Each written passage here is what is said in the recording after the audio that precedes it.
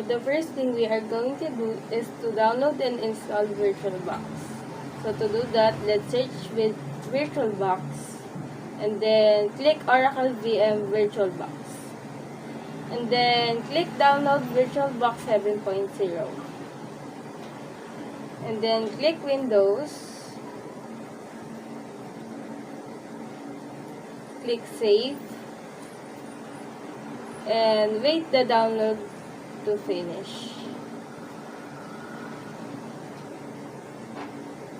Once it's done, click the executable file and click the next, click also next, click yes, and also click yes, and click install.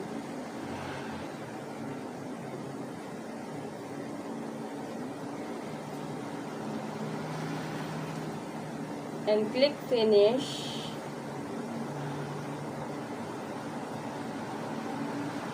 And that's it. We have now a VirtualBox.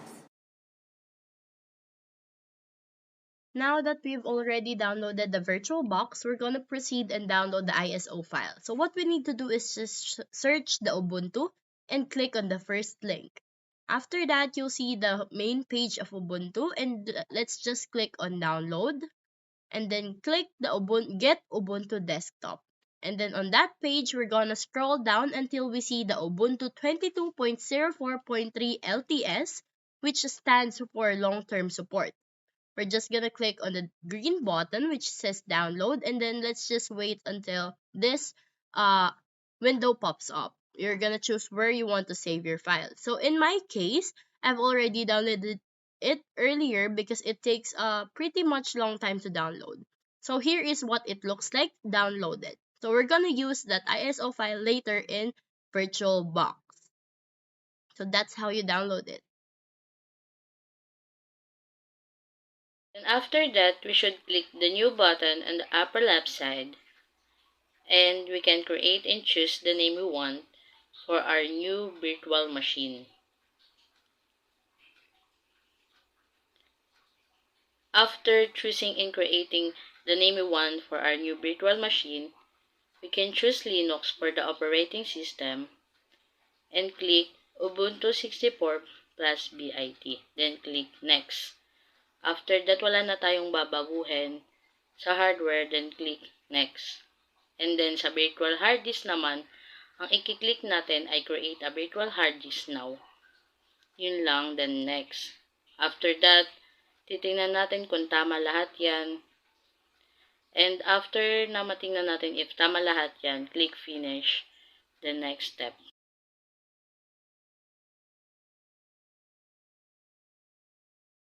After creating virtual machine, dito sa settings, makikita natin lahat ng inayos natin kanina, or ito na yung setup. Bale, ito na yung magiging features na ating virtual machine. So, ayan, makikita natin sa system, ayan yung amount or size ng memory. So, sa display, pwede natin yan i-customize. Pero dito sa storage, yung empty na nakikita nyo, bakit empty? Kasi ilalagyan natin yan. Ano ilalagay natin dyan? So, ilalagay natin dyan yung ISO file na dinownload natin galing sa official website ng Linux. So, hanapin lang natin siya kung saan natin sinave kanina. So, dito nakasave siya sa desktop. So, i-click lang natin siya. Then, ayan na siya. Okay na natin siya ngayon.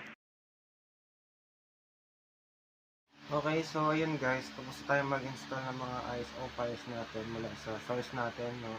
Tapos na rin tayo mag-set up ng ating virtual machine. Na-set up na natin gaano kalaki yung kakaining RAM, no? So, tapos na yun, start na natin yung pinaka-virtual machine natin. So, dito sa part na to, meron tayong makikitang selection, meron tayong 4 na option.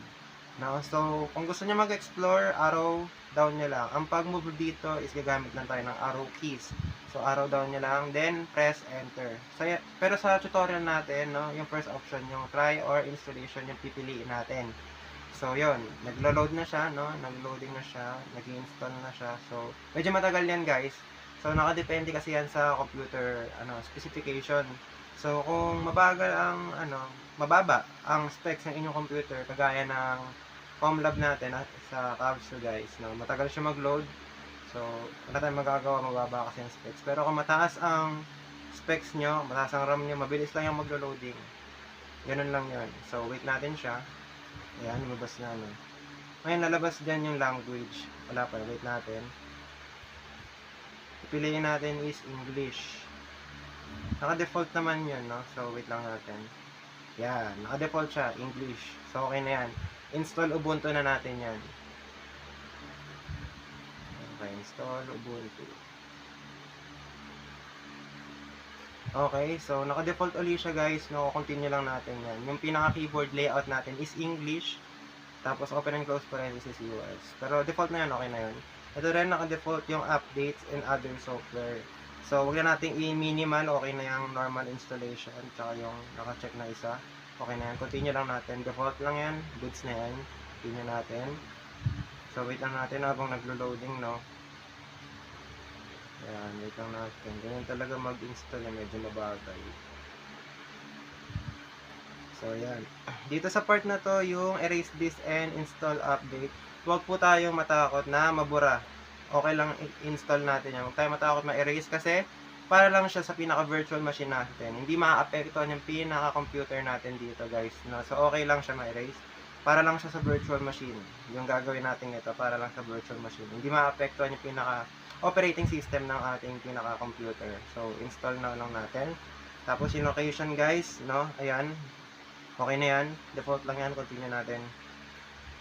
Tapos, dito, mag-fill up lang kayo ng information. So, bahala na kayo na gusto nyo ilagay. So, fill up nyo lang lahat yan, guys. Then, pagkatapos nyo i-fill up, continue nyo na lang. Yan, pinifill up pa. Yan. May name, may password. Okay na yan, guys. Na pagkatapos nyo i-fill up, bahala na kayo kung gusto nyo i-login automatically. Pero naka-default na yan, okay na yan. Continue nyo na lang. Okay na yan, guys. Continue nyo na lang.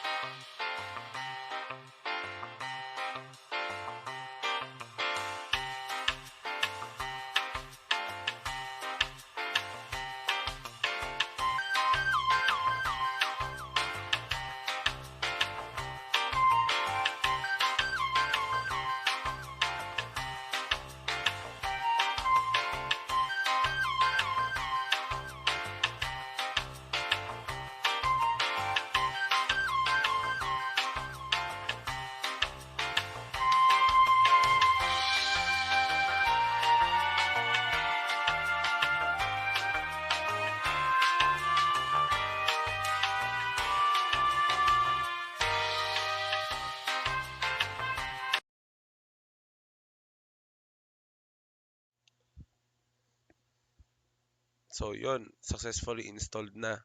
Pipindutin ko yung profile na create before installing.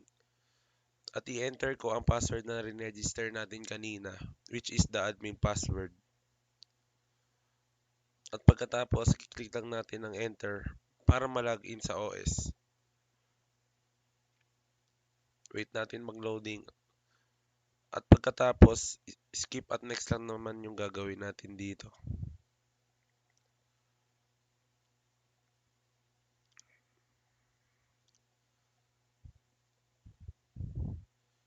Pindutin lang natin yung wait.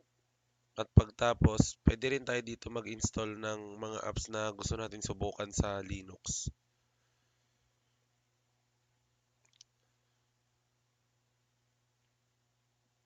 Ipapakita ko ang Excel.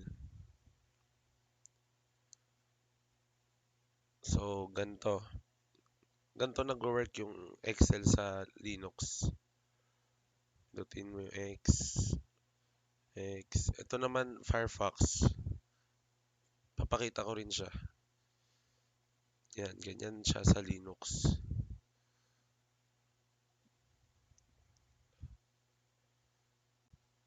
At ngayon, successfully installed na ang Ubuntu Linux OS. And then next is you're gonna power off the machine. And that's it.